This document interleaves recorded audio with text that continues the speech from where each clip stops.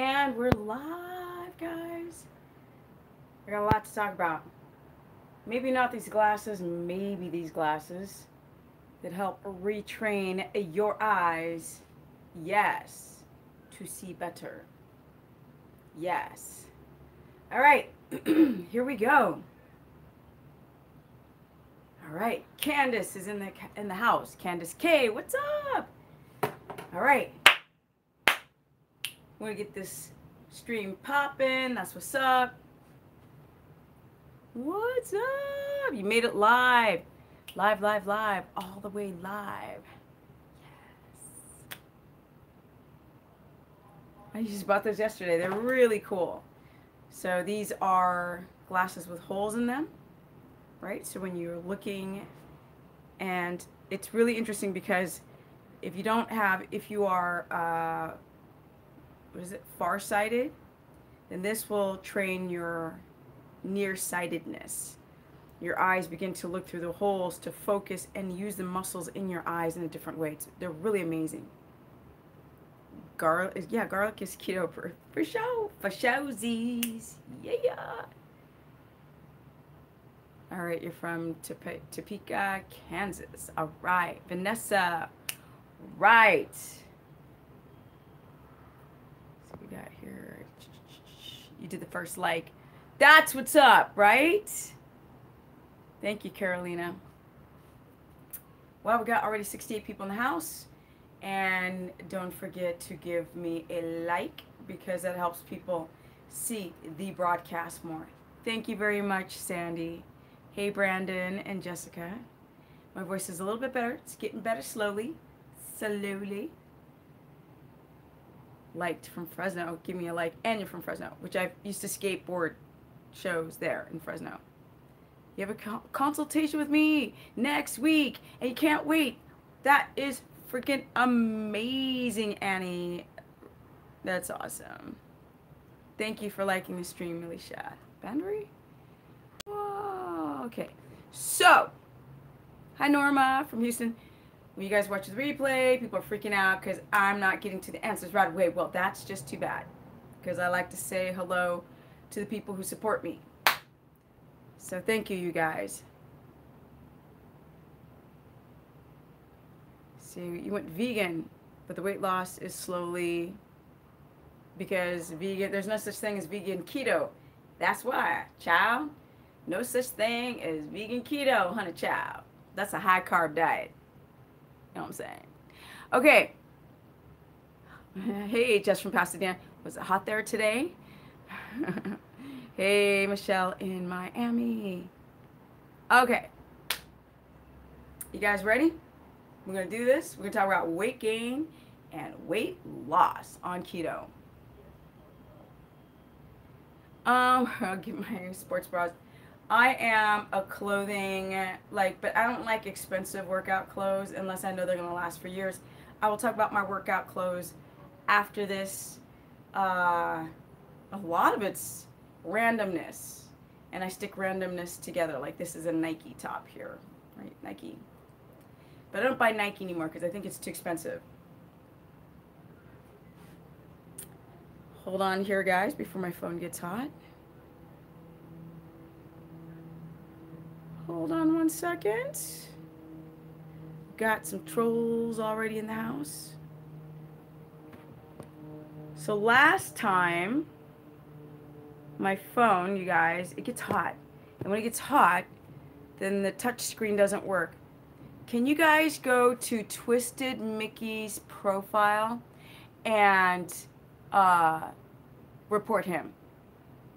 Right? There's 87 people in the house. Let's go to Twisted Mickey's because this guy's going, he's going to live broadcast and he's stuff like that. So I tried to block the troll, but my phone is not allowing me to. So the best way to get rid of them, oh, here we go. And go to first of all, go to their channel and report them. And I'm going to do it too right now. I just got it. Boom. That's what's up.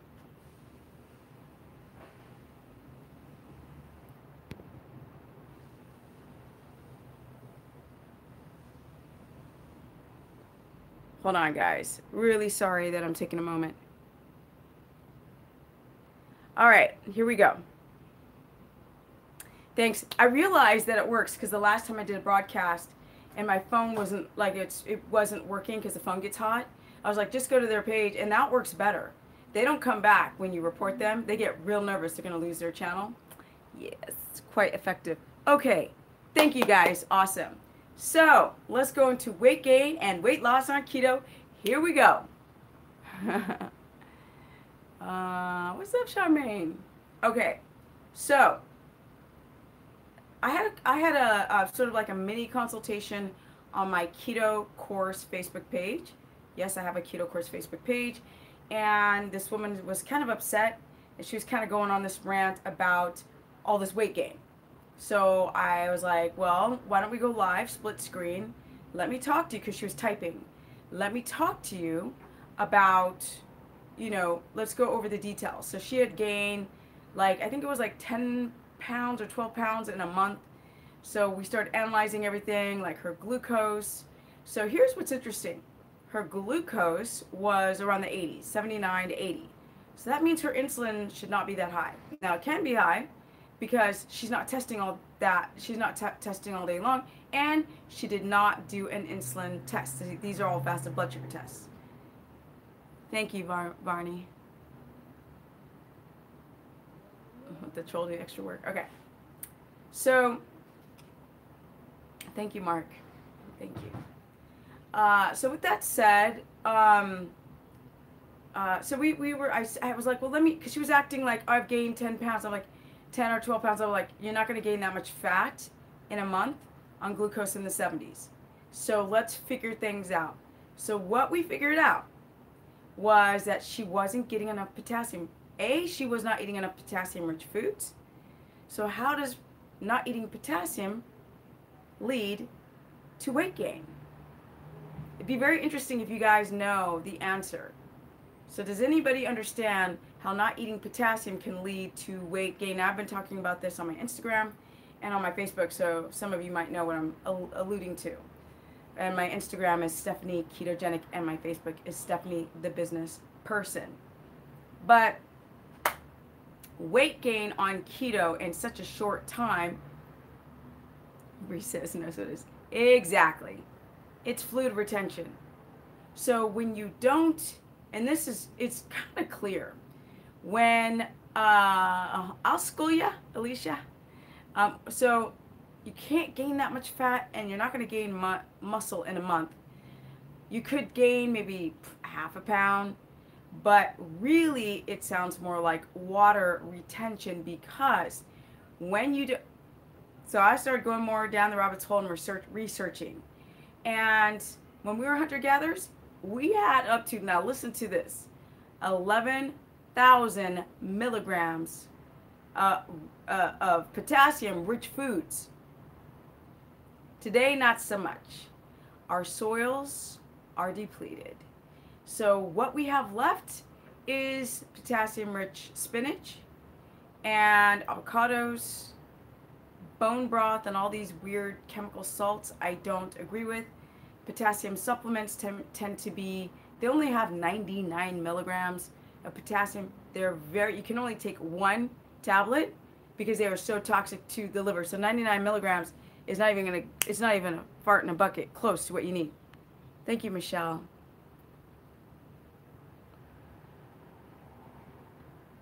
Is it out of bounds? Okay, we'll go into things more, Michael D.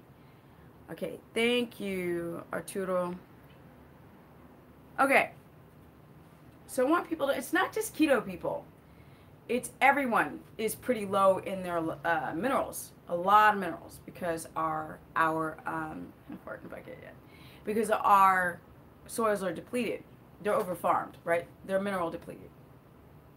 So you guys, unfortunately, you may not be a spinach lover or avocado lover, or you might have histamine or latex allergy towards avocados, or you might have a glutamate issue when you're trying to cook the bone broth, and some of you have histamine intolerance so bad you can't have any of those things. But for the majority of you out there, you can have one of those food options. Now, depending if you're boiling, sauteing, cooking, eating the spinach raw, you can have from anywhere from about 500 to about 800 So if you cook it, it's going to raise the potassium count in spinach. Avocados have, I believe they're around 4 or 5 as well. So with that said, they say, and this is very debatable, that we need 4,700 milligrams of potassium. But then some people say we only need about 3,000, and the common standard American diet eater eats under 200 milligrams. So if you can get 3,000, you good. You good. So what happens is you don't have enough potassium. Sodium and potassium work together synergistically. So without enough potassium, the body tries to hold on to sodium. And when your body's holding on to the sodium, you swell up like a balloon because sodium, it makes your body retain water, right? So now your cells are storing on to, Lord have mercy, child. Your cells are holding on to more water than normal. That's the problem when you don't get enough potassium. So when people go up in a month of 10 pounds, I'm like, it easily could be 8 pounds of water and 2 pounds of fat. Easily. So don't freak out because you gain a few pounds on the scale of weight. It's one thing I really want to preface because you guys are not getting enough electrolytes. So that's kind of like a aha moment that I had with this client the other day when we started going through the fact that she was not eating potassium-rich foods and she had leaky gut. So what leaky gut has to do with the whole scenario is if you got holes in the gut wall, then you may not, or holes in the junctions essentially are not tight, then you're not absorbing that potassium that you're trying to eat. So she already had leaky gut symptoms, which is food sensitivities, floating stool, digestive distress, and she gained water quickly, but her numbers were pretty even. She was pretty, like she was freaking out. She was a bit agitated. I've gotten this before from people who've got metabolic inflexibility or metabolic derangement. Some people get really, got a newbie here. Cool. Some people get really frustrated when I tell them that they either have to do things like I had a consultation with a woman who had eczema up and down her arms. I'm like, you have to rotate food, you have to cut these things out. And she goes, this is too restrictive. I go, look, okay. She's getting mad. I go, I am just the messenger. So you take the information, what you want or how you want it, and then roll or not roll with it. Now, let's get down to weight loss. Now, you can't wait to buy my book. It's going to be your Bible. It's going to be amazing. Definitely amazing. Because I'm tackling these subjects that no one else talks about. And I like to say that because it's not mentioned by anyone else. What is it to actually adapt? What is this thing? Is it a mythological creature floating in the air? Does it really exist? Now, with that said, you can gain weight on keto. You can actually gain fat. So I'll go into that explanation really quick, and then I'm going to take your guys' questions, and then I'm going to bounce. So, you need to take D-mannose every day. For what? UTI? She's with awful. My doctor said it. Now, Brianna, that D-mannose is normally to help kill bacteria in your urethra, I believe, for urinary tract infection. So I don't know why you have to take D-mannose. All right, let me get into this stuff, guys. Here we go. So you can also gain fat weight on keto because you can't get your blood sugar down. People don't understand. You don't just do this diet. It's a freaking lifestyle. It is a lot of stuff. So you have to realize you actually have to keto adapt. It's not about eating some percentages of macros and then waiting for the weight loss. No, that's not how it works, people. You actually have to get your body to break down units of fat, convert it into the liver as acetyl-CoA, and get it into the bloodstream. Boom. That's what you need to see in the bloodstream, in the Krebs cycle, past the blood-brain barrier, into the brain. to be used. It's not just a diet that makes you lose weight. It's a it's a human way to, it's another form of energy for you guys to, for the brain to survive. Because the brain doesn't care that you want to look aesthetic and want to look fabulous on your Insta story. Click. It doesn't care about that. It just wants to survive. So when you guys do keto, so I need to stop looking at the screen. All right. And people out there, do not email me telling me to stop looking at the screen.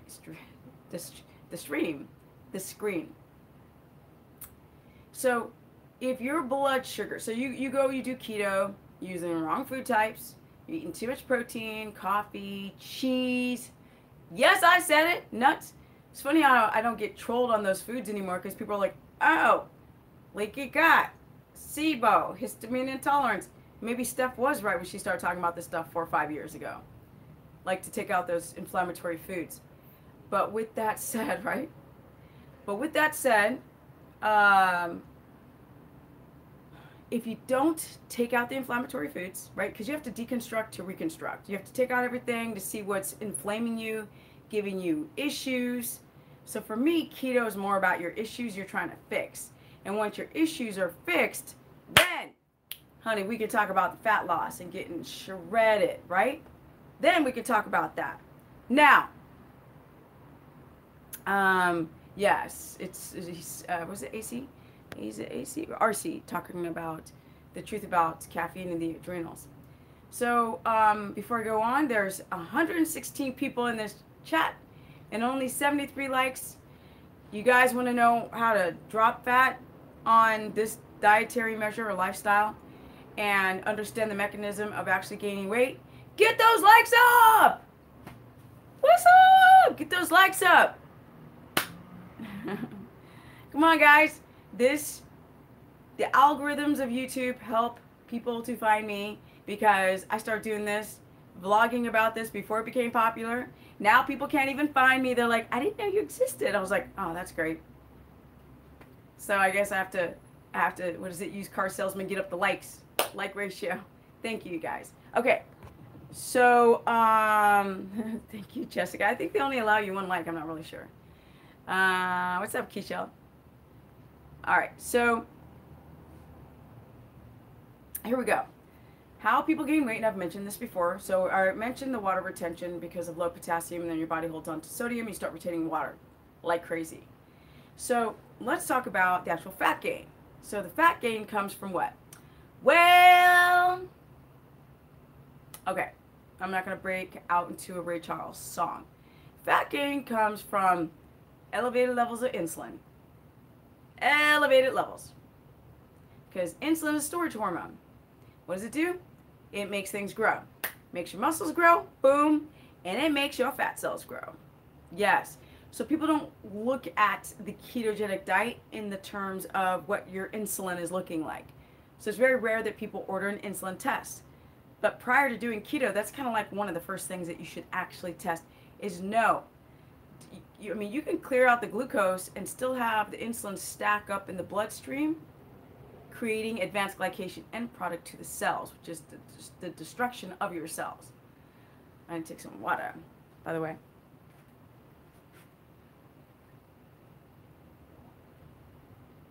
Oh, y'all with the pescatarian and the da-da-da-atarians, I would just do whatever you need to do to be healthy.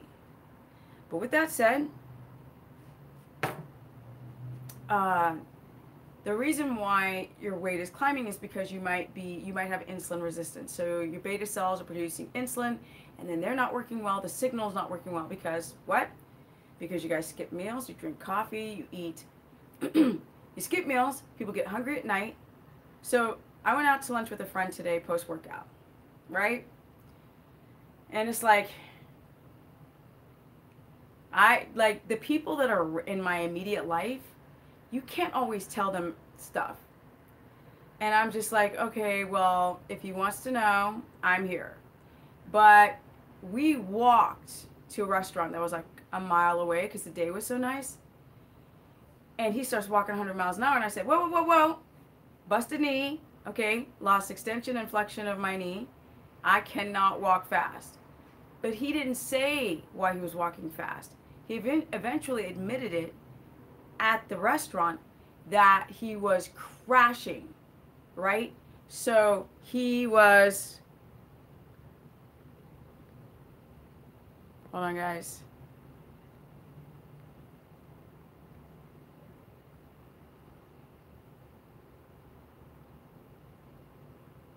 Okay. I know.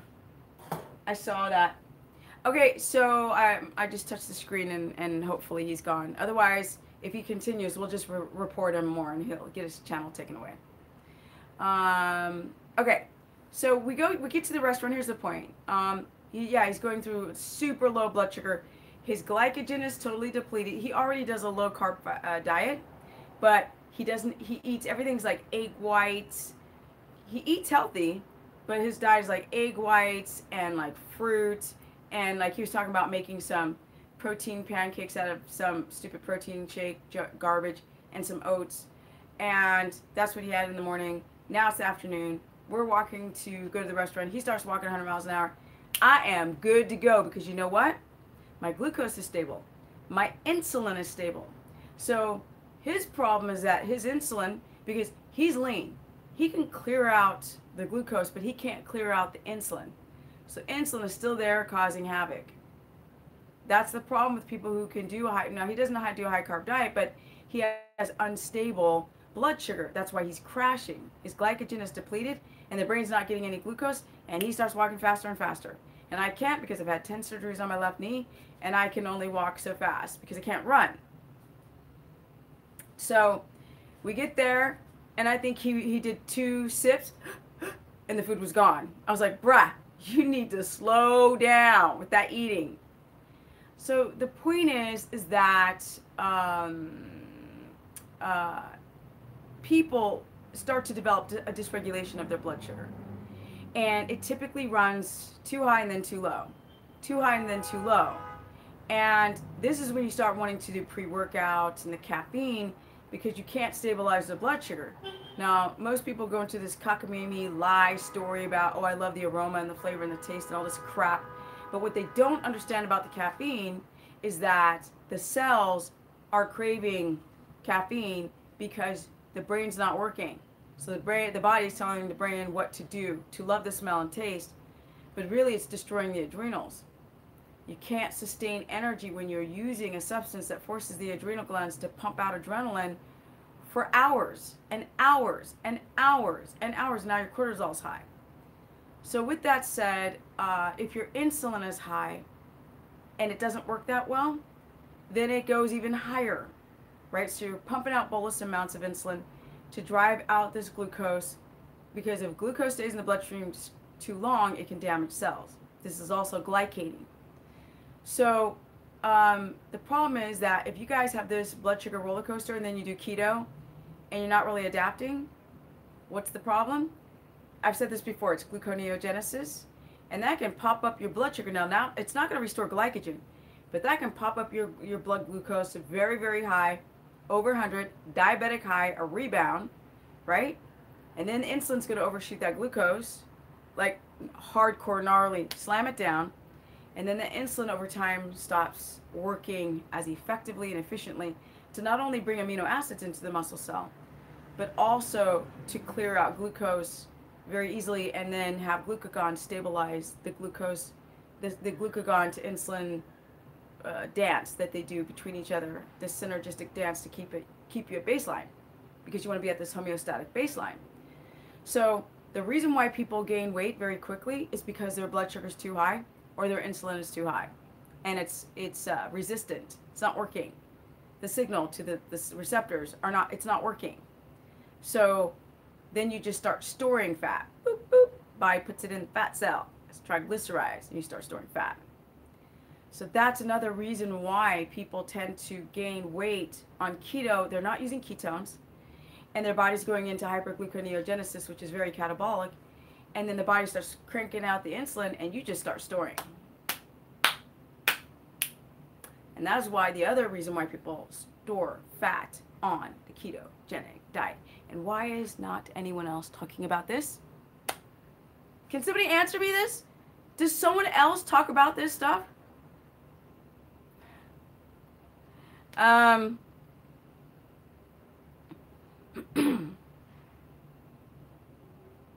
Sharon, you're funny. Okay. So the way you lose weight is absolutely the opposite of what I just said. It's stabilizing that blood sugar. It's getting glucagon and IGF-1 to get your blood sugar back up to balance. It is having your insulin be sensitive. So now the body will pump out, excuse me. Now the body will pump out just a little bit of insulin, and it'll do a really strong job to drive the amino acids into the muscle cell, which is why I gain so much muscle on keto, because I'm insulin sensitive. My blood sugar's low, so I can't store fat. Blood sugar low, can't store fat. Insulin sensitive, blood sugar low, can't store fat. Access ketones, burn fat. Because you don't want to be gluconeogenic or catabolic. If you are constantly in this gluconeogenic state because of stress and poor sleep and coffee and all this kind of stuff, your cortisol's high. Cortisol starts to break down amino acids and raise your blood sugar, and then your insulin spikes, and then you start storing fat because you have all that fat in your bloodstream now. Because you're eating a ketogenic diet, you can't get your blood sugar down. It's not the fat that makes you store fat. It's the insulin problem. That's why people gain weight. So how you lose the weight is you get your blood sugar down by getting deep REM cycles, you guys getting deep sleep. So get the Fitbit. That's about probably around 60% correct. It's a rough indication, but just like the glucometer, it can be a blood glucometer, it can be a great tool.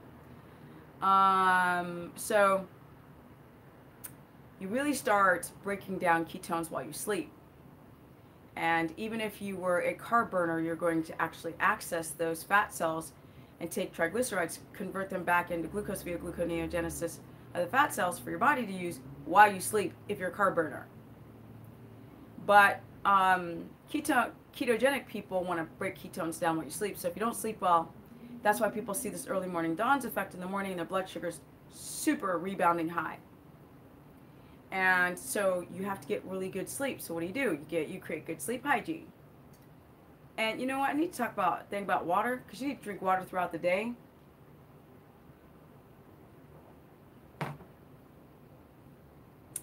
So REM, like if you can get 2 hours of REM and 2 hours of deep sleep, you're good. Okay, because somebody was asking about how much REM. You're always stressed, Thomas. Yeah. So Thomas would probably show this swing, right? When the blood sugar goes up, the insulin overrides, then the blood sugar is really low, and you guys get sleepy in the morning, or you'll get sleepy after breakfast, or you're just tired all day long, or you're awake at night, tired in the morning. So you have to connect to the circadian rhythm. Forcing yourself to get up early resets the circadian rhythm. The sun's going down now. Oh, I don't have a watch on. I always have a watch. Why don't I have a watch on? I don't even know what time it is. Okay. So the sun goes down, you should go down as well with the sun. So that's why I try not to do my broadcast too late, because I want to be chill. When I get all these questions coming in, my adrenals are firing, period. And so I don't want them to fire once the sun is down. I have to be off this broadcast so I can, my hormones, my sleep hormones, and my wake hormones, and serotonin. Serotonin is a precursor of melatonin. I want my melatonin to start rising. So, oh, another, India. I love India. Y'all know I love India. I have a trip coming soon. Y'all know that you have heartburn at night. Okay, so talk about that in a minute. A lot of people have heartburn at night. So around 2 o'clock-ish, the cortisol, the wake-up hormone, should start to go down. And melatonin that's down should start to spike. But a lot of you guys have the opposite reaction. Cortisol will go like this, right? You start getting tired around 4 o'clock, 3 or 4 in the afternoon, and then it rebounds, and it skyrockets really high at night. That's your second wind. And if you're having that second wind, you're getting fat. You're having that second wind, cortisol, boop, boop, boop. Cortisol, blood sugar, insulin, store fat. As you see, I am not answering any questions at the moment. So y'all are answering each other, which is great. Okay, so connect to circadian rhythm. Diaphragmatic breathing. It's not a hippie concept. It's a real thing. Google it. You guys need to get like dimmer lights or red lights or orange lights or blue blockers. When the sun goes down, you pop those suckers on if it's the glasses, and then you can take them off when you go to bed. No screen time right before bed, because that's how you mess your eyes up. Having phones, books close to your eyes, it puts a strain on your eyes, and even the eye strain makes the cortisol that wants to go down back even higher. So people who can fall asleep on coffee, or if their cortisol is high. So the thing is that you may fall asleep, but you don't go down into deep REM or deep sleep. So people are like, oh my God, I sleep the whole night. It's fabulous. I sleep, I go to bed at 1, and then I wake up at 9, and I sleep the whole night. And I'm like, but you're not sleeping the whole night because you're tired. You're not hitting enough deep sleep. And that's the reason why you have weight gain and metabolic damage, and you can't heal very quickly. Yes, blue light stimulates the pineal gland, and the pineal gland stimulates the adrenals, and the adrenals start pumping out cortisol. That's the problem. All right, there's a lot of ways that you can lose weight on keto, which is regulate your insulin. Don't eat too much protein. Don't use protein powder. Be careful with this trend of the... I was going to do a broadcast on gelatin, but I think I'm going to do it next broadcast, because there's 5,000 companies now doing this, not well sourced. People are dumping like collagen onto everything, and it's a problem with too much protein, and it is a processed protein devoid of a lot of enzymes that you need to heal the body. So, okay.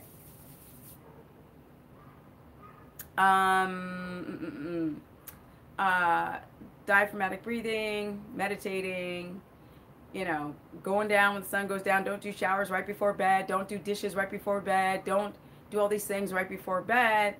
And learn how to have a straight plumb line with your posture. This is your plumb line, right? Straight, chin, head, ear, jaw, shoulder, elbow, hip, straight line. Because if your body's in that C shape, what happens? No circulation. And that's a problem with digestion and your gallbladder. It's a problem with those things. Don't eat late at night because your body doesn't digest very well. It does not, because digesting is a lot of work. People who eat late don't digest well. They wake up not hungry. The food's putrefying and rancidifying in their stomach all night long. It's a problem. All right. There are so many ways how to get into ketosis to then drop fat, but that's a lot. That's my whole book, right? Because y'all know I'm writing a book. How do you get in ketosis, right? Because people want to drop fat. Well, you have to get healthy first, because the ketogenic diet is not a weight loss diet. It's a fix your body diet. It's a primal existence for your brain to use ketones.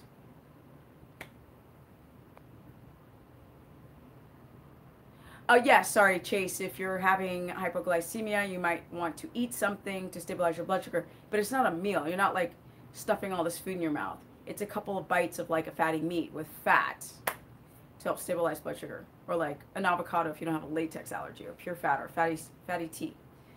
All right, let's go through the questions so I can get out of here. Yes.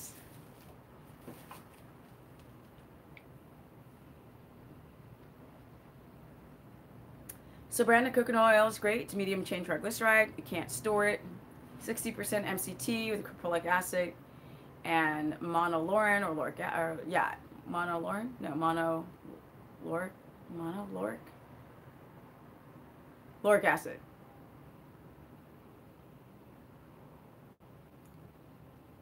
Okay, what's my take on ghee? Now, Indians have been, consuming ghee forever. People like it because it's a cooking process of the butter to kick out even more potential impurities. Now, some people say, well, you're overcooking it, and especially if you're eating pastured butter, and then you're going to cook it more. So it just depends. Some people need ghee because they can't eat butter. Some people say, like it says, like a lot of people explain, it cooks out a lot of impurities. The inverse, the argument is, but then you're cooking down a lot of the good properties. But take ghee if you feel that that's going to help you better than butter, because a lot of you still are reacting to the whey and casein in the butter. That's right, Vivian! Legend! My neighbors hate me when I do this stuff. Oh, I will soon get out of the shoebox. Yes. Meal timing for weight training morning. Add some. Okay. Pedro. Weightlifting. Trying to adapt. Must eat. No intermittent fasting. Boop. Nope. Y'all who think you're going to gain muscle weight fasting. You actually, when you start off, I suggest people eat keto, eat the fat almost like they're eating a carb diet. 3 main meals and 3 fat snacks in the beginning. And also hypoglycemics should follow that kind of protocol, which is like mid-morning, like either fatty tea or an egg yolk, or, well, I don't like a lot of protein. I only have 2 grams of protein, or an avocado. Or people can have a lunch and then mid-afternoon and then dinner. And then people who are hypoglycemic tend to have a couple bites of like a ground meat. So it's already been ground up, so it's easier to digest rather than eating steak, which is really hard to digest. Do you suggest eating when you're not hungry? Yeah. You want to keto adapt? Because what you guys don't understand is that long chain fats, LCTs, they take a long time to digest. Sometimes you don't have enough. Sometimes y'all don't have enough stomach acid, HCl level, HCl. Sometimes you have a gallbladder sludge, and then you eat all this fat. And you're like, oh, I'm not hungry. So that's a big reason why people aren't hungry. Another reason is that it just takes a long time to break down LCTs, long chain triglycerides. Also, what's the other reason? The last reason why people aren't hungry is because their adrenals are overfiring because they've been fasting. And what happens when your adrenals fire? Your body dumps adrenaline into the bloodstream, and what does adrenaline do? It stifles hunger, because adrenaline from the adrenals is meant for fight or flight mode, and you're not going to eat a pizza when the lion's trying to eat you. You're not going to go grab a pizza when the lion is running after you, right? You're not going to poop. You're not going to eat. You're not going to have a baby. So those are the things that shut down.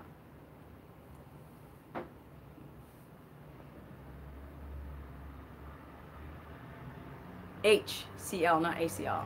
Or ACL? You're talking about the ACL? The anterior cruciate ligament? Is that what you're talking about? I don't know. Okay, let me see here. What's up, Richard? I feel weaker at the gym. With CNT, push myself as much. Brianna, really, you have to really, and I mean, some people have these wonky schedules, but deep REM sleep and having your macros on point with really, really high quality food will help you use up more of those ketones. I would definitely get a dual glucometer, go get a Mojo. If your blood sugars are remaining high, or you're having that early morning dawn's effect, rebound of high blood sugar, you might have to, not do keto until you can get more into a life where the day is catabolic, evenings parasympathetic, day sympathetic.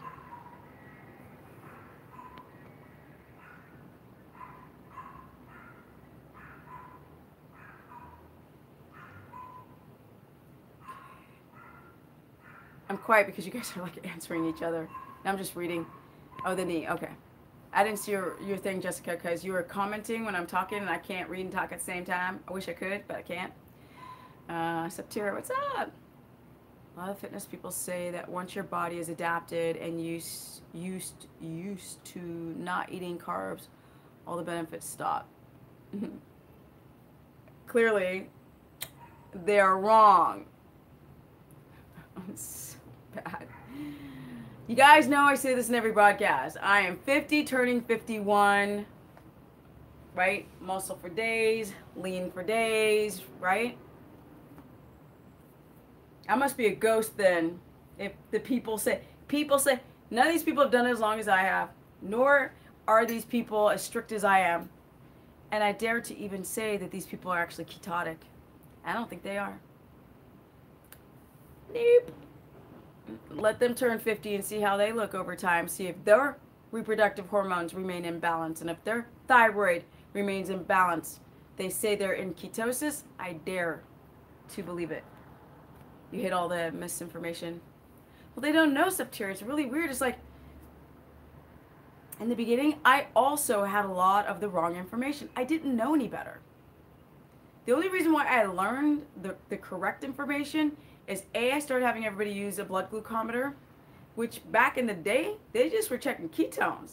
I was the one that was like, y'all need to check y'all glucose. And you need to check it for this and this and this and this. Nobody else says that. Nobody says test it post-workout, test it for food allergies, test to see, just test it all day long, fast it all day long, this many times a week, test for allergies once a week, test post-workout, test to see if you're stressed, test to see if you have hypoglycemia. Nobody else did this. So, and then I started working with people, and people were eating foods, and then they weren't adapting, and they were feeling bad, and this and that. I was like, well, why don't we take out this food and then rotate this food and then see what happens? And then finally people start to adapt.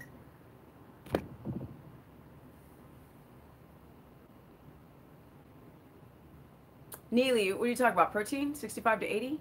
For what? A man? I would say like a 65. It depends on how tall you are and active you are. It can go highest 90, but like 65 to 85. You're talking about men and protein. I wasn't sure. Clients in the 60s tend to be hypoglycemic. There are some people who can get their blood sugar down to 50s and be totally ketotic, but that is very rare. And how do I know all this stuff? Because I've worked with so many thousands of people that all of a sudden you realize every time somebody hits, 60 to 69 or 68 milligrams per deciliter of blood sugar, they have those hypoglycemic symptoms. So that's why I realized that once people got into the 70s, the mid 70s, sweet spot.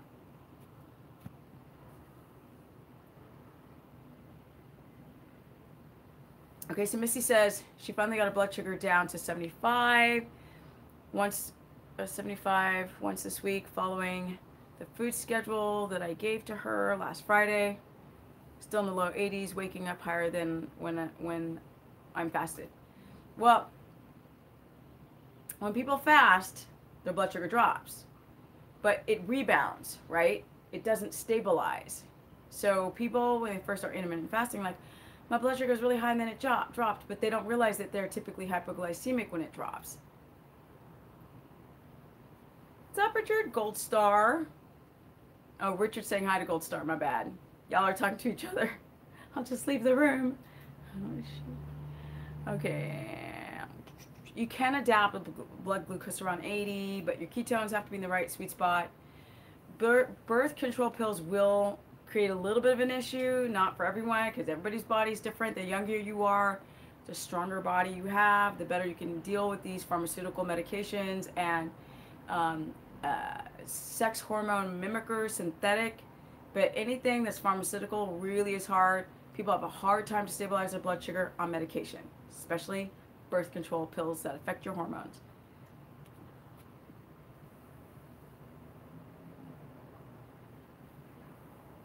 I forgot the insulin levels. I think it was, I got to go revisit the data to know, so I'm not going to say the number because I have a number in my head where your insulin should be, and I don't want to say it wrong, and then people are like, what's she talking about? So I'll come back with that number. Okay, Liz is normal between 84 and 92, but feel great. Well, unfortunately, Liz, that's not good. And you may not know what it's like to feel really, really great, because you might be using a little bit of ketones and a little bit of glucose, but not enough on either side. So you don't feel hypoglycemic, but you don't got step energy. And so you got to get that blood sugar down and the ketones at a sweet spot and feel good on blood sugar because you can't be ketotic with blood sugar 84 or 90. That's your body breaking down. Liz, if that's you doing keto, that's your body breaking down amino acids to get some energy to the brain. Oh, you want to know if ACL requires surgery? Now, I had ACL, MCL, patella tendon surgery, cartilage, meniscus, the whole thing, medial meniscus torn off the bone. I would have not let them touch my knee. I mean, do you have a complete tear? If you have a complete ACL tear? I don't know those details. I don't know. Call me Dr. Steph. Jeez. Okay, there are 166 people in this chat and only 142 likes. So if y'all can get yourself up to 60 likes, that'd be awesome, because it helps the algorithms of people finding me. You don't really consume salt, Pedro? Oh, you're gonna hurt your body. Very important electrolyte, mineral for the body, beyond measure for every cell, the conduction, communication between cells. So people feel really, really tired and sick on not enough sodium. Thinking, you know, unless you've got heart disease, right? Because it raises the volume of water, which stresses your arteries if you have, you know, plaqued or thin tearing arteries from having heart disease. I don't know. Reese says, how much ginger do you eat? Because, like, ginger's pretty spicy. You know? I don't really know. That's a question I've never had anyone ask me before. I would say get a glucometer, do a whole root, and tell me if your blood sugar spikes. Oh, good. We got ourselves up to 160, but there's still 167 and 160. I like it when the likes go higher than the amount of people in this chat. Okay. Okay, here, thank you, Neely. She has a rebound problem from fasting, so she stopped. People are less and less challenging me on this intermittent fasting garbage. Finally. If you're gonna intermittent fast, go lie in a hammock and read a book. If you're gonna go to your job and go work out and do all this stuff, you're gonna have rebound problems. Let's see, do you think Keto would help? Oh, Keto. Help someone with bipolar. Oh, yes, Missy. But if you have bipolar disorder, you don't want your serotonin levels to drop any further by not adapting. And that's why all these live streams are about adapting and not weight loss. Weight loss is a byproduct of adapting. So let's talk about adapting. That actually helps things like bipolarism, mood disorders, brain chemistry. Yes, synapses. That neocortex.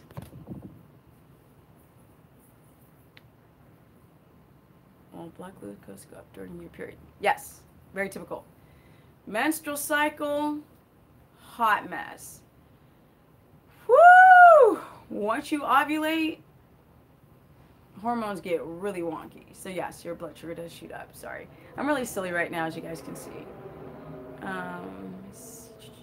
Thank you, Kathy. I could be cute. I could be sarcastic. It's bad. How can you be all that in one person? Ooh, I could be feisty. I think the last broadcast I was being feisty. I started doing all this. Okay, can't reverse PCOS doing keto. Yeah, of course you can. Of course. Giselle, she's like, can I reverse my PCOS doing keto? I heard that meat consumption is not the great for PCOS. Child, don't listen to that garbage. It's poor quality meats, okay? Y'all want to know what's in red meat? What we got B complex, B12. We've got omega-3s, right? We got vitamin D, we got zinc, we got hemoglobin, we got heme. We got a lot of nutrient density in red meat that we don't have in chicken breast. In fact, chicken breast is like, to be honest, the chicken breast is like poor man's food. There's nothing in it except a lot of acid. You know, protein acidity. Maybe they mean chicken breast. Because if you get a nice ribeye, you're good with PCOS, with PCOS, and eating meat, as long as it's pastured, fresh, not corn-fed GMO factory farm garbage. If you have problems digesting protein, can you keto adapt on small amounts? Pamela, if you have a problem digesting, it's probably because you haven't been eating meat for a long time, and then the HCl levels, the peptides, enzymes, everything, digestive enzymes to help break down food have lessened. So starting off eating small amounts and then raising it to the allotment, and using betaine HCl could be helpful with that. Can you help with what? Hirsutism? I don't know. I don't even know what that is.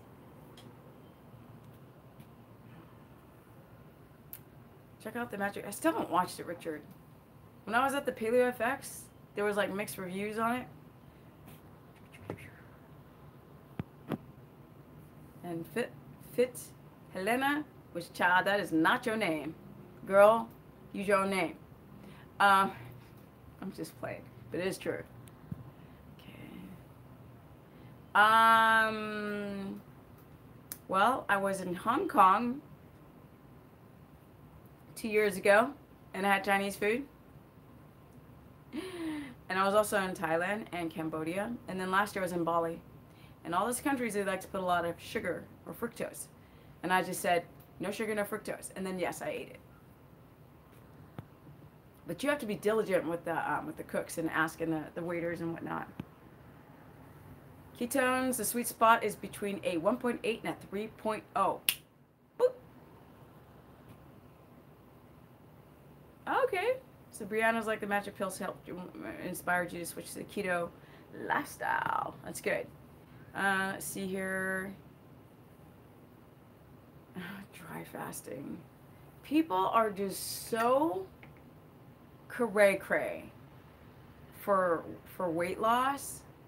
It scares me. Yeah,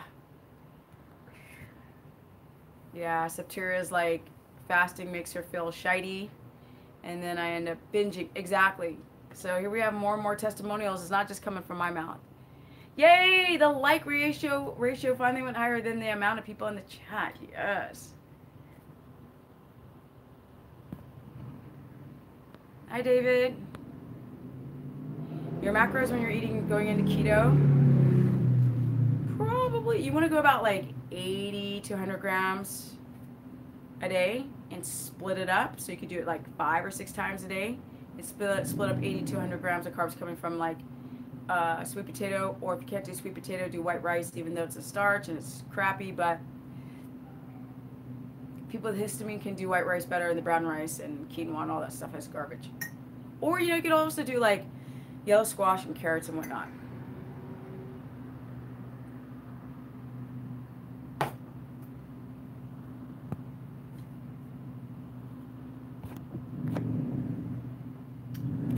You guys are hitting me up with the questions. And Richard's like crushing it. Another person rebounded hard after intermittent fasting, gained weight, still struggling. Thank you. Was it Emmanuel? Thank you for saying that. People need to know. I don't have people, y'all, I don't know, it was like 4 or 5 years ago, they attacked me on Reddit. There was Facebook groups dedicated to attacking me and saying that my videos, the content was bullcrap because I was telling people, don't drink coffee, don't fast, don't eat nuts, don't eat cheese. All of that has stopped for some reason. I got bullied and then it stopped. I mean, it stopped. Yes, peppermint herbal tea is cool on keto. At least I crave fat all the time. What you talking about? Of course.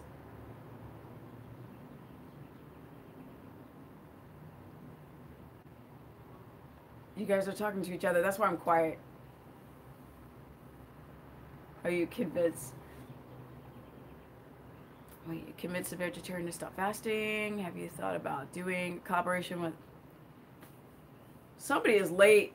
Like, I have literally done so much. I don't know if it's trash talking, but homeboy is not my favorite business person. I don't know how he is as an individual, but as a businessman, collaboration? No, because I'm too honest. That would not be a good look. I don't train people. I personal train people for years. So I only do keto coaching. So if that's what you mean, I do keto consulting on Skype or FaceTime or whatever, the Facebook live, not live, camera, video, yes, chat. Yes, I do that. You go to stephanieperson.com for that. And of course, you guys, my Instagram is Stephanie Ketogenic, because I always forget to say that, because I have more fun times. All my stories on Insta, every day crank out information there. Chicory roots, spikes blood sugars, too many carbs. Yeah. Your poop is supposed to sink. If it floats, there's fat in it, so that's really showing you're not absorbing your fat. You saw a bodybuilder who is keto. That's not keto, it's a lie. Just don't trust people, y'all. Let me talk to them and let me monitor them with a blood glucometer. Oh, you're not in ketosis. Oh, we're having a conversation that's 3 hours long. You're getting sleepy. People can say whatever they want to. Even I can.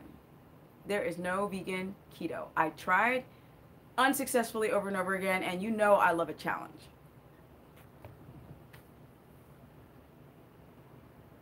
No, laxatives are not good. You should probably do other things that are more easy. Like there's a tea called with different herbs called smooth move. You could also do magnesium citrate to help and drink more water.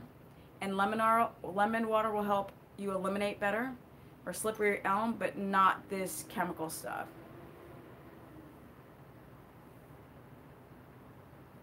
Janae, they didn't invite me this year to KetoCon. That's okay though. It would have been really hard to do PaleoFX and KetoCon because they were like back to back. They invited me for the first KetoCon and put me on all the websites, and I essentially told them this is too disorganized, so I'm gonna opt not to go. And then they're like, we're not inviting her, and I'm like, whatever, it's all good. If you have constipation, then you ain't drinking enough water. That's not true, Gold Star. You could have a thyroid problem.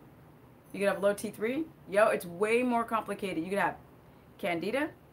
You could have SIBO. All those things will lock up your bowels. It's not just water.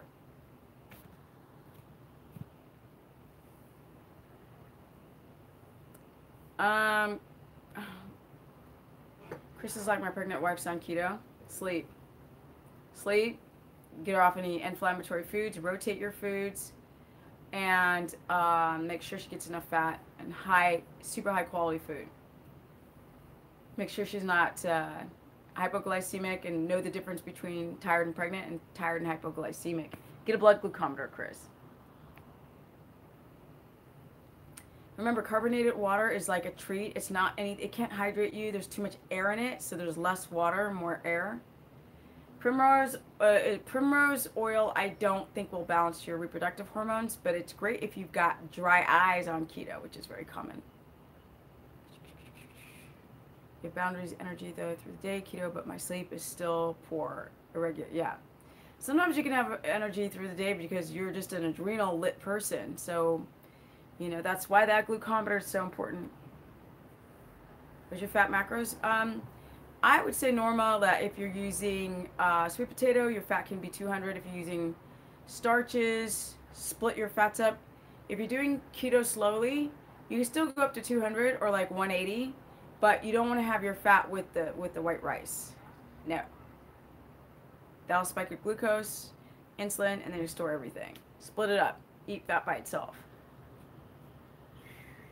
I do not take HCl supplements. That should only be taken for those who feel like they are not absorbing their foods, malabsorptive, have low stomach acid. You don't take that stuff if you have normal digestion. Farting a little bit is healthy, but farting all the time, you're having probably issues with bacteria. Like I said, the gut biome is off, or candida, all weird kind of stuff, or you're not digesting the food, or phytates or whatever. Okay, she recommends a minimum of 200 grams of fat per day. They were asking, I think Jessica, they were asking if you're graduating into keto on carbs down to keto, 20 net carbs.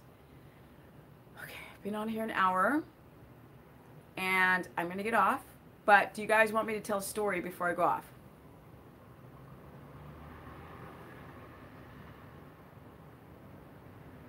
Yes, dandelion tea is okay.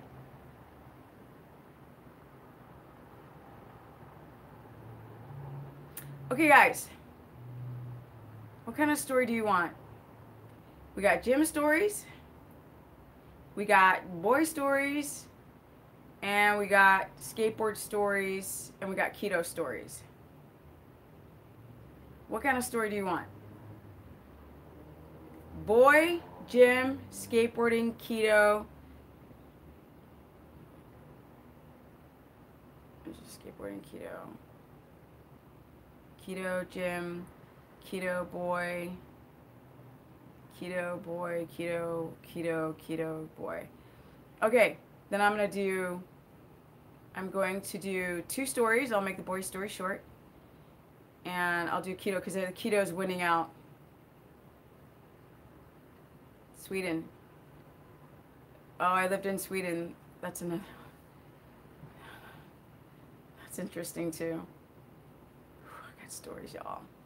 Steph's got stories. Travel stories. I got travel stories too. Like I lived in an African village for 2 months. Pre-internet. Okay.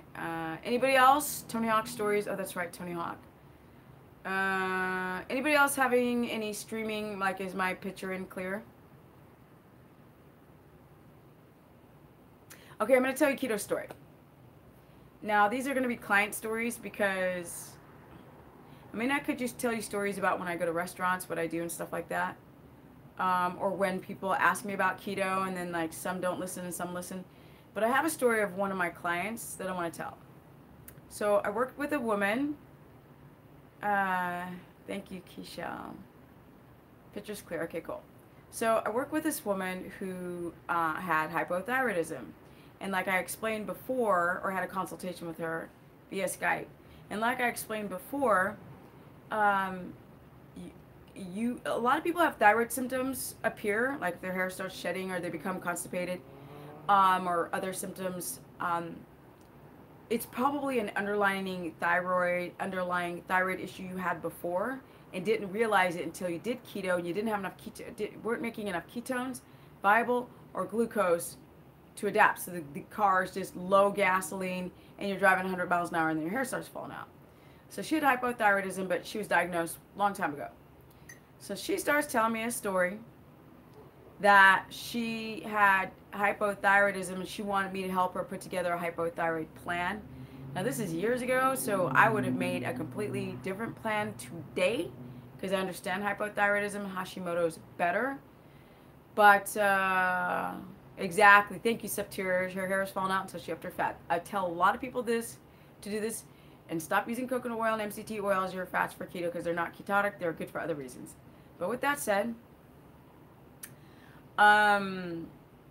she was telling me that her hypothyroidism was so bad, her constipation was so bad, her stool was so hard and calcified that she developed a fissure. Now, a lot of people don't know this, but like 60% of the American population is constipated. That means if you don't produce stool in just one day, or if it's hard, you're constipated. So, she had this chronic constipation for years. She was telling me how she went to a supermarket and, okay, sorry, I'm kind of jumping around. She, hold on guys, we got another troll.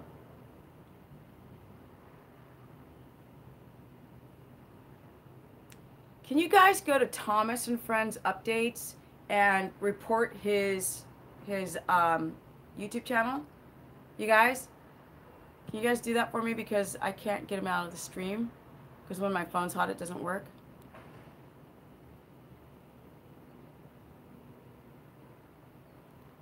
Sorry, in the middle of a story and then this person is... Okay, here we go.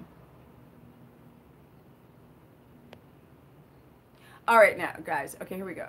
Thank you for reporting the few who reported him. Okay, so...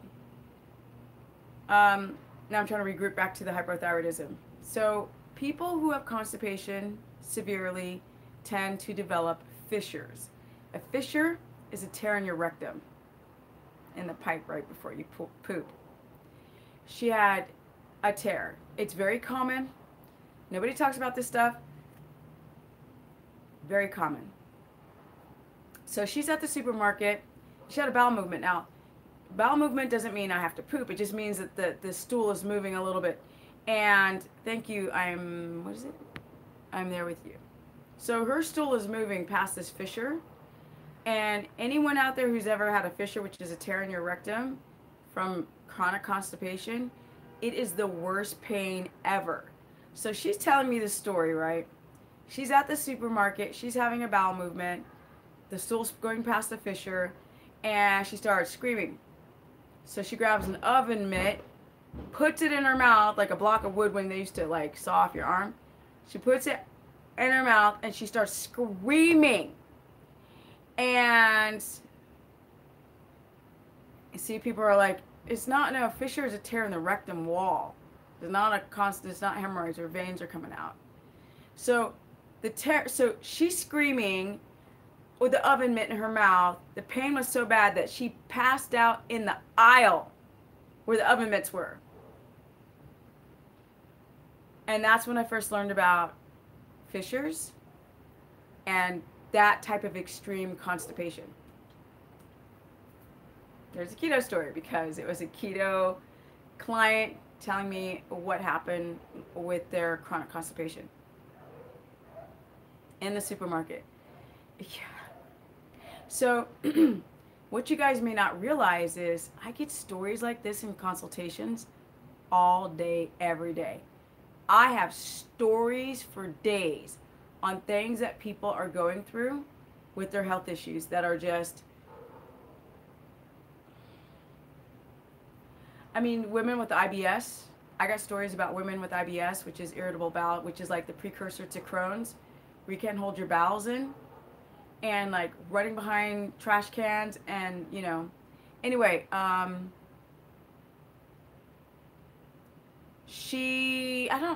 don't think she was on keto. I think she was just explaining. She's like, was she on keto when she was doing? She was explaining. No, she wasn't. 'Cause she was like, how do I do keto with hypothyroidism? Yes. Yeah. Itchy bums. She's like, I've had. I'm gonna read it out loud because there's a lot of people who have gone through this. Okay, this is a great question time, which has no picture, so they feel comfortable, you know, asking this question.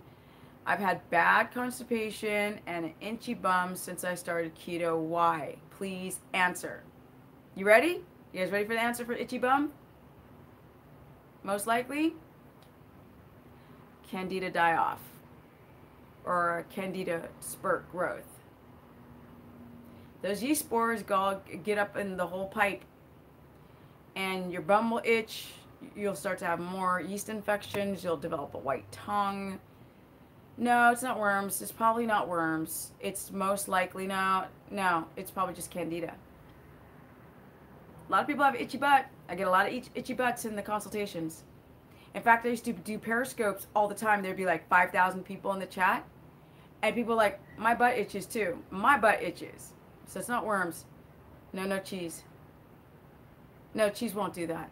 Well, cheese is a mold.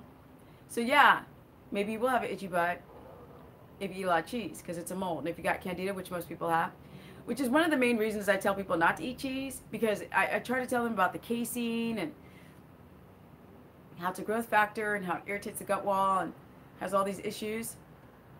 How do you get rid of white tongue? Well, that's probably white tongue is systemic Candida. Systemic. So that's a whole video.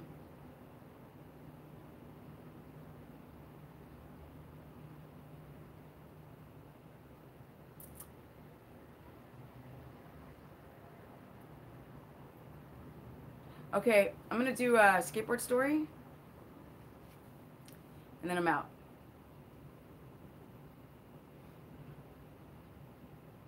You guys are getting grossed out. Boy, story. Tony Hawk, okay. I'll do Tony Hawk's story.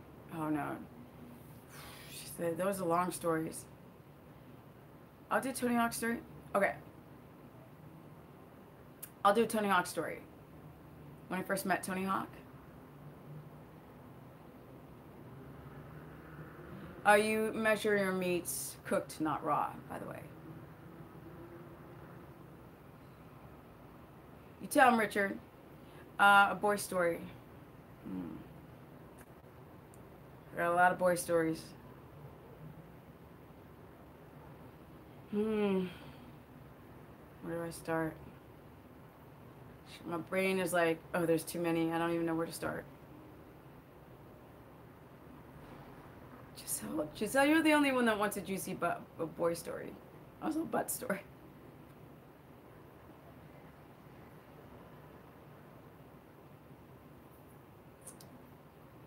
Well, there was no, my like first boy story when I went to Europe.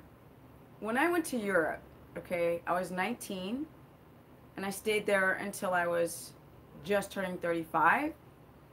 And I was a pro skateboarder, so I was around boys all the time.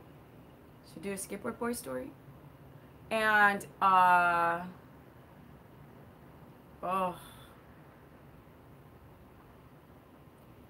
Yeah.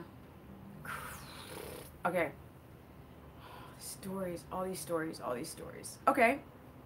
I'll do a story. Okay. When I first started skateboarding, this is a skateboard and boy, okay? When I first started skateboarding, there was no girls. Essentially, it was just all guys. I totally skated with Cab, all day, every day. He's from SJ, so am I. Boom. Yeah. I got pictures of Cab. I got, like, one day I'll break out the pictures. Okay, so, I'm trying to think. Wait, I was talking about going to, okay. Most embarrassing no, I'll do that kind of stuff later. So when I first started skateboarding, I was the only girl, and girls were not welcome to the sport. So they would literally harass you to the point where you'd want to leave the spot. But, like, I'm thinking of like the first time I dropped in, like what the guys said, things that guys have said to me in the years of skateboarding. Oh, there's so many stories. Oh, there's just so many. I'm like, my brain's exploding. I got Gator Mark Rogowski stories. I've got,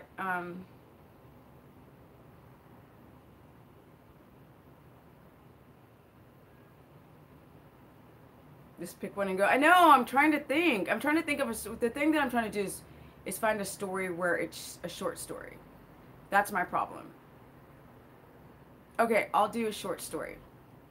So, when I was this girl, I was a girl skateboarder. I was a virgin. I was a virgin until I was 24. I can't believe I just said this on the internet. But when I was young, I saw my female friends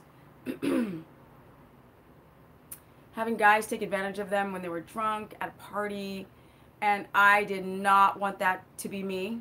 So I was really, really at a young age knew that wasn't going to be for me. Nope. I wanted my first experience to be gentle and loving and sweet, and it was. But with that said, yeah, I was very smart. I didn't like drugs. I was one of those kind of people that I did not like peer pressure at all. If you're pressuring me, I'm going to do the opposite. And I'm kind of, as you guys can see on the internet, I'm like that today. People are like, oh, but you're supposed to do this. I'll do the opposite with keto. So yeah, I was 24. And so I went to, I was traveling in Europe for a long time, you guys, which is kind of like, it's really hard for you guys to find me on the internet because I started skateboarding in around 1983, 84. And this is way pre-internet. Way pre-internet. And I keep seeing comments and it's throwing me off. Stop with this. Let me tell the story. Gold star, like, don't say stuff like that. Okay, you too, Keisha, you're smart too. So when I went over to Europe, what I did, especially when I was in high school, because I went to this, and it was kind of easy for me to be a virgin because I went to an all-white school.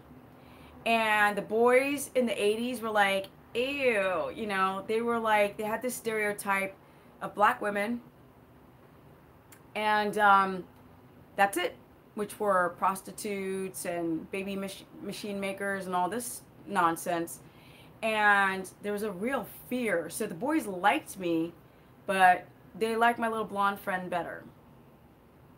Yes, I had this best friend who was this blonde girl. And so if the boys weren't trying to get me when I was in high school and junior high, then I'll just do sports. And so that's what I did. And I also was a cheerleader and I was dancing and all this kind of stuff. So I put energy into physical sports and I didn't focus on the boys. And so hence me getting into skateboarding. Now, the year that I graduated, I went skateboard crazy. I got a bunch of sponsors. I got flown all over the place. And now the boys came out of the woodwork and I didn't know what to do. So it was like kind of like when they got away from their parents, the pressure, because like back in the day, most of the kids who skateboarded were white kids. So now these white boys were finding me attractive, and now they were trying to, and I was like, it was from 0 to 100. Gold Star, I'm going to have to like put you out if you keep asking and saying stupid stuff. And I know you don't want that.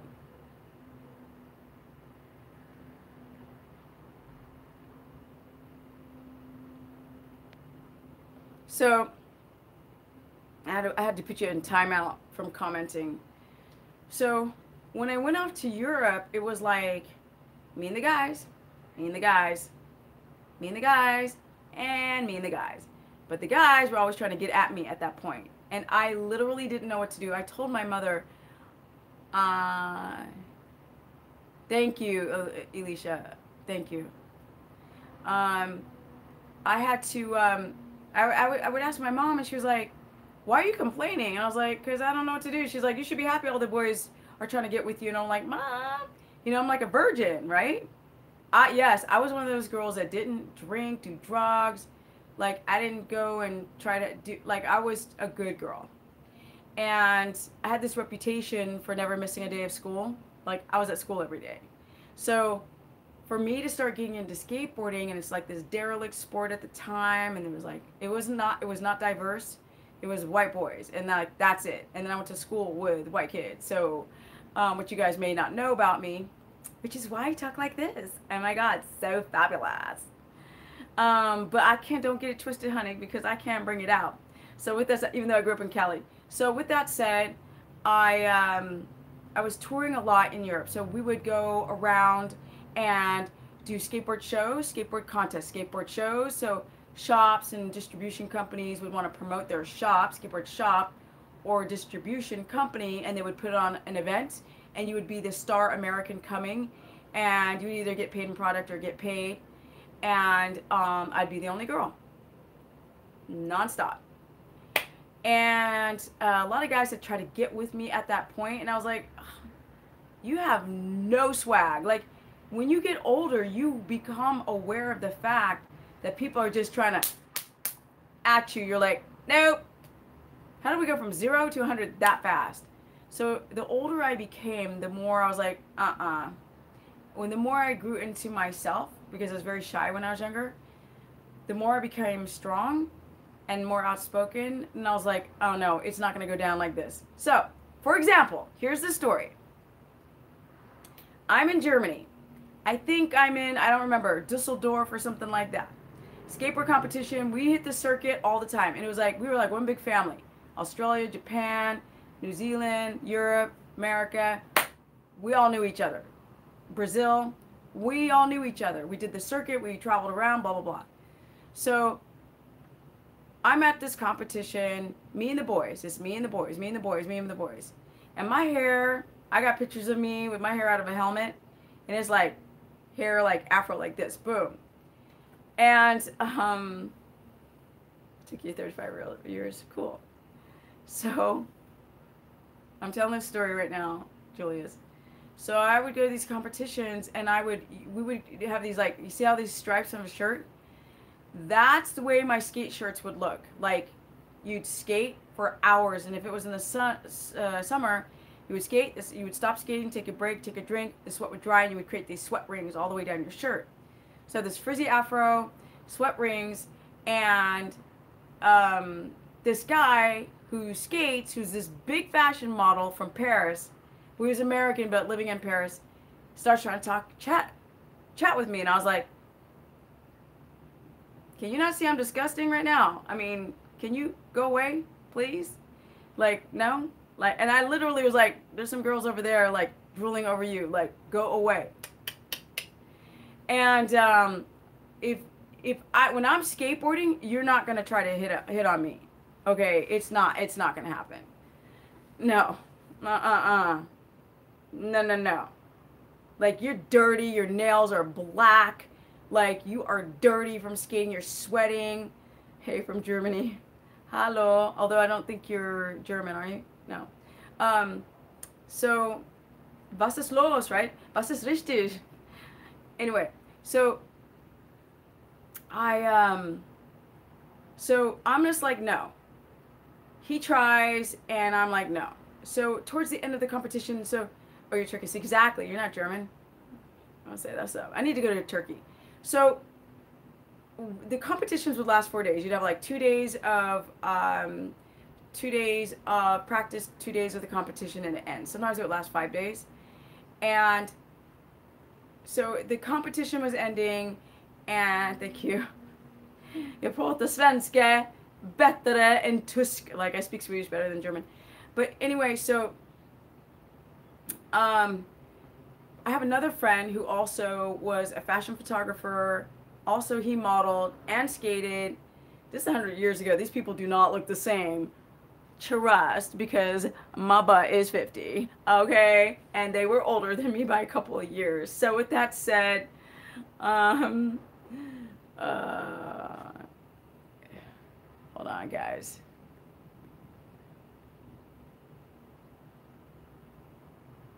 And the reason why, for people watching the replay, the reason why I stopped, I'm like getting rid of the trolls. So, at the end of this competition, they both come up to me and they go, we're going to go out to dinner. Do you want to come? And I was staying with this girl skater who was a German girl skater. I was like, her name was Micah. Can Micah come? They're like, nope, just you. And I was like, no. They're like, just you. And I was like, no. So, some time had passed. I was in Europe, you guys, for almost 16 years. And I toured around, did the circuit. So I called this photographer guy in Belgium. He's from Belgium. And he's like, Steph, come down and stay with me in Belgium. So I've been to Antwerpen, but I hadn't been to Brussels. And he lived in Brussels. And supposedly he's like from a rich family. He's like, come and stay at my place in Brussels. He was married. His wife was a fashion model. She was in Japan. He's like, come, Steph, let's hang out, we'll skate. You've never been to Brussels before. And that's how, like, we were back in the day. We were like a big family. So I was like, all right. I was probably like in Denmark or something. So I go down to Brussels, and I was like, I almost said the guy's name. I was like, don't say his name. He's a famous skateboarder. So he's like, I'm hanging out. We're in a car driving around. He's showing me Brussels, and he goes, okay, I gotta stop looking at the comments. He goes, we're picking up this model guy, the other guy that was trying to talk to me in that competition. And I was like, no. He's like, yeah, he likes you, Steph. Duh, like, we tried to take you out to dinner. You wouldn't come out with us. He's flying from Paris to Brussels, and or maybe he was in London.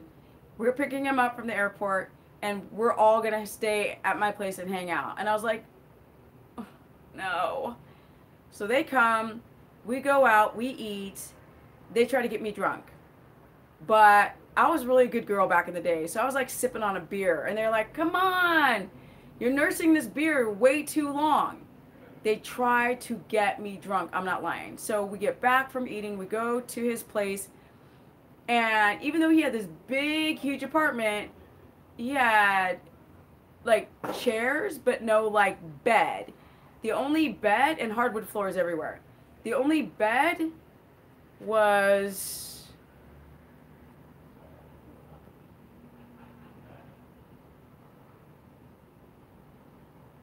The only bed was his bed, which he had a king size bed. And he was like, we're all going to sleep on this bed. Now, back in the day, we used to all sleep together, not literally, like literally sleep. Like, not like sleep, sleep. Like I said in the other, one of my other stories, if you were a Betty, so you have surf Betties and skate Betties, if you were a Betty, you would go and be like a toilet to the guys. They would use your body like a toilet. But if you're a real skater girl, the family wasn't trying to get at you like that. So I'm just watching my words because I don't want them to like mess with the video, like the YouTube new algorithm junk. So they're having me lie in the middle between them. We're all three in this bed, which would have been normal back in the day, you guys. But, you know, I was just, so lights go off, we're laughing, we're talking, and all of a sudden, both of them start groping me at once. At once. Both of them. And I'm a virgin.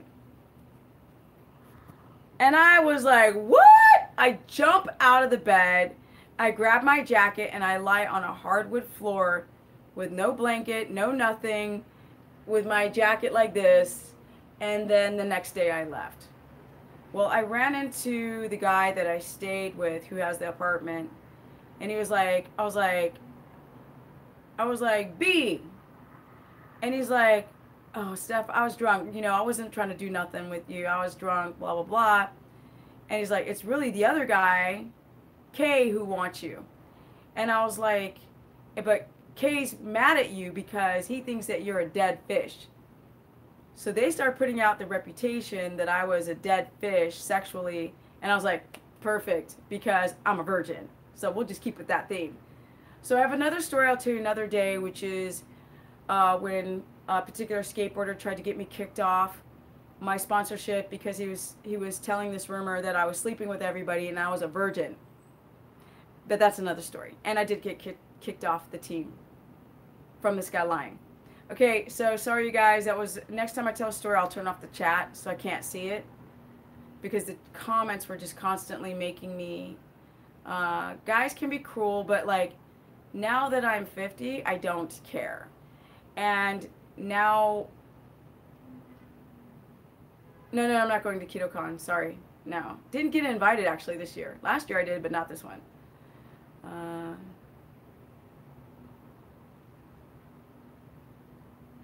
Well, Peter, I feel sorry that your wife is feeling that way, but you can adapt.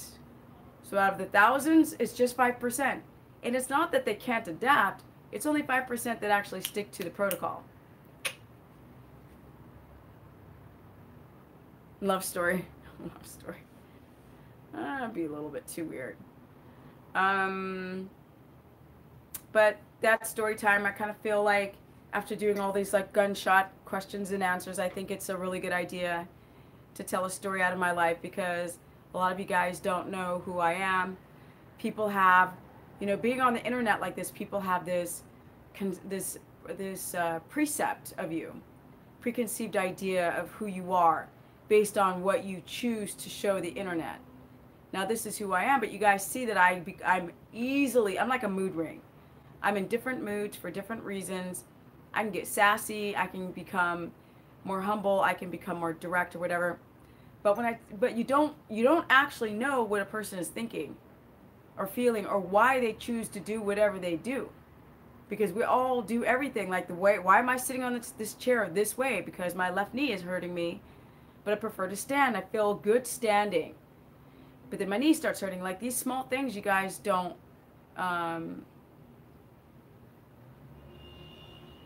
keto did not make me calmer life, and my age did.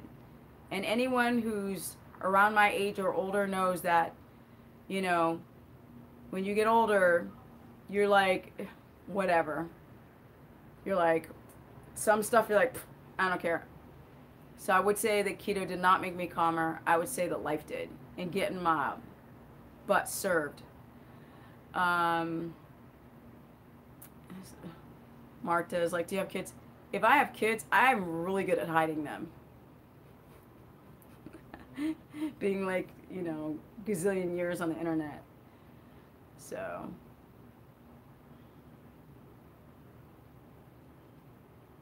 Yeah, you need me to work with you when you get back from KetoCon.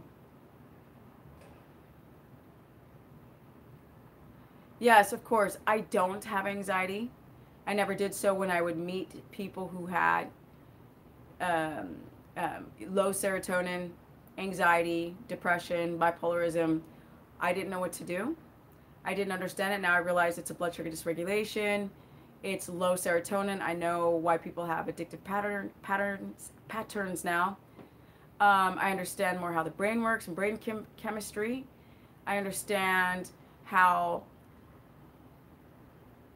your reproductive hormones, how men's testosterone levels drop exponentially for certain reasons, how women's estrogen dominance can create all these PMS symptoms, how the gut flora and candida can create anxiety, can overstimulate the adrenals if you have small intestinal bacterial overgrowth. Yes, keto does help PCOS if it's done correctly. So, so when your blood sugar stabilizes, so then does your serotonin production begin to balance as well, which is a big problem with people who got anxiety, and also when you heal the gut. I learned on my own, no schooling. I learned on my, if somebody's asking me about where I learned this, I've done so many consultations, and as you can see, I'm very, like, I talk to you guys, so I don't have like a whiteboard of today's lesson is this. You guys know that my broadcasts don't work that way. It's hard for me to go on the internet and look, but I beg to differ. If there's another person out there that goes spitfire with the questions, and I'm just going to go. I don't think people do that.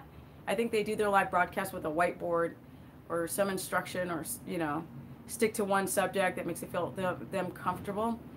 But the way that you learn, the way that I've learned, I'm an autodidact. I learn through osmosis. That's how I learn. And if you keep me in contact with people, all the puzzle pieces start coming together. A lot of experimentation with people. Sure, somebody asked if I like coffee.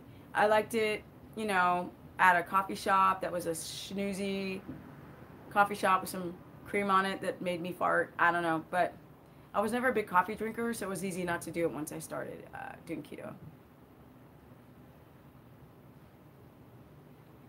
Okay, so you guys are still asking questions, and I'm about to get out of here, so thank you. I'm glad that, Holly, that you caught the live broadcast. How can you get rid of your allergies and eczema? Heal your gut wall. You probably have leaky gut. Rotate your foods. You probably have a bacterial imbalance in the colon. Yeah, Richard, are you still in the chat? Because Richard was a client. So if you guys go and watch the replay, you'll see Richard all over the place. Richard's a really great example of a client because, thanks B-Web, because he was his wife brought him into it. Yes, menopause, great. The long story, menopause. I can talk about it. I'm in menopausal age, and I have a 28-day cycle. Richard went to bed. Okay, Jennifer. So Richard was a person who was like very kind of like, he was pushed back. He was like, he told me he was stubborn, that like he loves his wife. So she got him to actually speak to me. But people have an attitude if they've been coerced to do a consultation with me. And Richard's like, I'm still in bed. He's here. Richard didn't go to bed. So when there's Richard right there. So Richard is an existing client. And if you guys were on my keto course, because he's in my keto course, he just put up some before and after pictures of him doing keto, and he was not down with the keto in the beginning. He's like, I can't do this. This is too restrictive. This is too hard. And now he's like, yo, Richard's my dude. He's like, he got my back. Richard's amazing. Now Richard's very supportive of everything that I do, where in the beginning he was kind of like, he gave me an attitude. He's like, I'm going to tell you right now. Okay, I'm very stubborn because I told him he had to go to bed early and eat this and eat that. And he was resistant. And now he's like, awesome. So Richard's telling you guys, he and his wife are in the keto course. It is totally worth it. I'm getting more and more people in the course. I'm like, oh, I'm looking. Are you joining the course? Yeah. So you join on my website, which is stephanieperson.com. It's $15 a month. You can go 1 month or 20 months, 20,000 months. I've created this very smart system to create, the merchant I use is PayPal, so it's 100% secured. It's not some weird merchant account that you've never heard of. And essentially, I have PayPal Pro, which takes $15 a month out of your account every month as a subscription, because Facebook algorithms, they haven't been smart enough to make a membership Facebook page. They're private pages, but they're not like, you can't pay into it. So I created a system that's great, because later I will be making I will make a subscription-based website for all things keto, but right now I'm kind of using the Facebook page as my tester of this new concept. And what I do in the course, if you guys want to know what I do in the course, I have designated days to learn, share, and teach. So Mondays on the course, I will bring up, let's say, a topic like hypothyroidism. A lot of people have hypothyroidism, or they have the symptoms. So I'll describe like what it is, and I'll describe how it affects keto, and then I'll describe a solution, and I'll post that. That incites a conversation. Then on Tuesdays, I do this Ask Steph. Now I'm starting to kind of Reddit, because I get tagged. All I see is like Ask Stephanie person. I get tagged nonstop to answer all these questions, which I do. I sit my butt down and I go and I answer the questions. Wednesday is today, so we had a group discussion about the fears. So, because on Sunday I did a live broadcast, I do mini consultations with people, and I talked to a woman who was like really afraid that keto was hurting her. So, and then she put it on the wall. I'm afraid that this is going to hurt me. So today was, who out there is afraid of doing keto for the long term? They're worried about the risks of doing keto. Let's discuss. I'll answer your guys' questions and concerns. That's fine. You can slowly adjust to keto, but you know, Robert, I'm talking.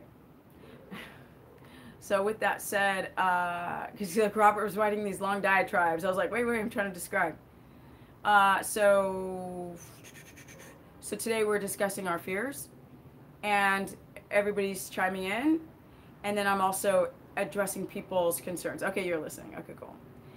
And then Thursday is recipe sharing day and macro sharing day. So and I have everybody take a picture of food or snacks so people can see what each other is eating, so they can see what their macros look like.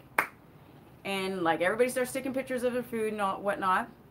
And it's all keto proof foods, of course, because we don't do the keto food, dirty keto or anything like that. Fridays and Saturdays and Sundays are all open topic days, because the other days you can't just vomit what you want on the wall, which you see all these keto groups. No, we have structure here at the course, because otherwise everybody's trying to be like the keto expert and giving bad advice to each other. So I'm like, okay, those days are Friday and Saturday and Sunday. But Sundays are really about mini consultations and Ask Steph live like this, but it's way less people, and I can guest you and do split screen and do mini consultations on Sundays. That's the course. That's how it runs. And it is way more worth than $15. So there are courses out there for $100, $200, $300 is $15. So thank you guys. I better go. We got 208 likes and there's 106 people in this chat. You guys crushed it. Thank you so much. I've calmed down. And the second I stop talking about keto, I relax. When I'm answering questions, I get a little bit like, eh. So good night, guys. You're struggling to lose weight on Hashimoto's because you're doing it the wrong way. Peace out. Thank you, everyone. Good night. Thank you. Thought I'd wear a top today. You guys still see I got the business. Oh, this light is so bad. Burr.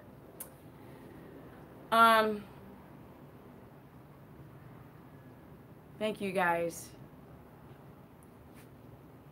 It's so beautiful today. Summer's finally here. Even though I live in Cali. Thank you, Lulu. What is it? Lime. I gotta call you Lemon. Lime. You Lulu Lime. I'm such a dummy. Bye, guys. Have a great night, and just stay looking for... I'm doing more broadcasts now than videos because I got bored doing videos. Namaste. And it felt... You can't wait to join the Fitty Club. What's up with the Fitty Club? Before I'd be like, oh, join the 40 Club. Now I'm in the Fitty Club. So thank you guys for joining the broadcast, and I will do more of them. So have your questions ready, because I learn through you guys. And I'm out. Bye. Hot in SoCal. Yeah, it's really nice. It's fabulous. So fabulous. Oh yeah, don't forget to join my Instagram, you guys. It's Stephanie Ketogenic. That's what's up. Bye, guys. Bink.